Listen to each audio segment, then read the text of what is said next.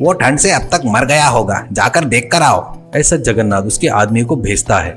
वो जाकर देखकर आकर, मालिक वो ठंड से मरा नहीं और पूरा शरीर पसीने से भरा है और वो शरीर पर फूंक रहा है करके कहता है। इसमें कोई राज है सोचकर जमींदार उसके पास आकर, अरे भोलाराम, इतने ठंड में तुझे इतना पसीना कैसे निकल रहा है? कहता है तो हंसते हुए, बगैर किसी कारण से किसी निरपराधी को सजा दिए तो क्या होगा बाबूजी? मैंने तुमको जो लोमड़ी दिया था ना, वो सचमुच मायावी थी। तुम उसको किसी कारण से गुस्सा दिलाए होंगे। कहीं उसकी महिमा पर तुम्हारे घर वालों ने विश्वास नहीं किए होंगे। वो बात पता चलने पर वो फिर से नहीं आएगी। वैसा ही कुछ हुआ होगा, ऐसा बोलता है जगन्नाथ। तो फिर इतनी ठंडी में तुझे पसीना कैसे निकल रहा है? इसका राज क्या है? करके पूछता है। नजर के सामने दिख रहा था तो उसे आप नहीं माने। मैंने जो कपड़े पहने हैं ना, इसे आप क्या समझ रहे हो? ये भी बहुत चमत्कारी है।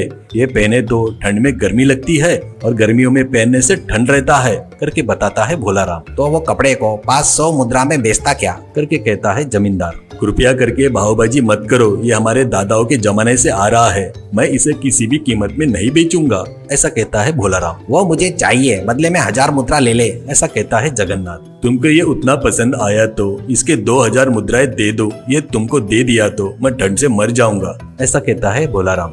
जगन्नाथ उसको मांगे उतने पैसे देकर उससे वो शर्ट लेकर घर में जाकर धोकर सुखाता है। बाद में ठंडी में सिर्फ शर्ट पहनकर अपने ससुराल जाता है। वहाँ बहुत ठंड पड़ती है। वैसे उसको देखकर सभी हंसते हैं। भोलाराम ने उसको फिर से धोखा दिया करके उसको समझ में आ जाता है। इस बार भोलाराम के झांसे में नहीं आऊंगा करके और उसको मरवाऊंगा करके निर्णय लेता है। उसके आदमी फिर से भोलाराम को पकड़कर लाते हैं। इस बार